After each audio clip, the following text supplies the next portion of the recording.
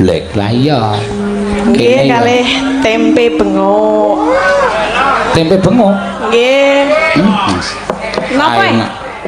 Ora enak. Lah tempe bengok. Wah, ora tau njajal tempeku.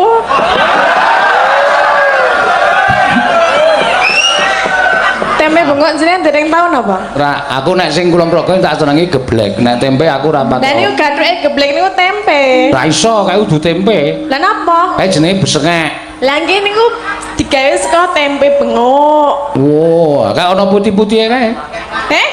Kok ana besengeke ana putih-putihe kae apa kae? Niku apa nek ngerti meneng wae.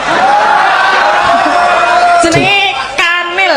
Oh, jenenge kanil. Nek ngono aku jenenge kanil, nek kene napa? Ya kanil bener kae padha-padha daerah istimewa Yogyakarta kok Ya dibeda-bedake. enten sing beda lho, Pak. Ya ora kene ya kanil. Anjene kae sing tok aku tempene kok tanpa kanil. Oh, berarti pas orang nganil nih kok, Pak. Nah, wis Kurang berarti. Ora jos. Mula kok dicampur geblek kok sepos rasane. Weh padahal gurih lho nika. Gurih apa? Iya.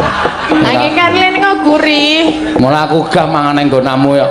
Aku iki sinden ning Pretung e. Kok Pretung piye?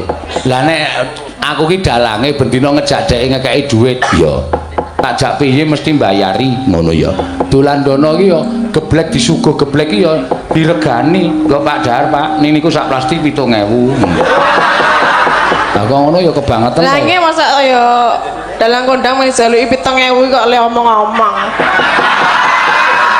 Lah 7.000 ya dhuwit e. 10.000 ora ana 7.000 ya mek kari 3.000 e.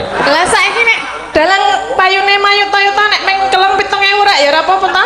Aku iki sinden kondang bendina mayang kok ya bendina nyinden kok ya nyuguh geblek kok ndadak tok regani. Ya ora apa-apa karo bos. Aja kok geblek wedang we tok regani kok. Iya, mula aku seprene pet ra nang nggonamu to wegah aku. Lah ya gula iki ya tuku e padake gawe dhewe. Ora wis kowe iki arep nembang apa arep wani karo aku to kowe iki.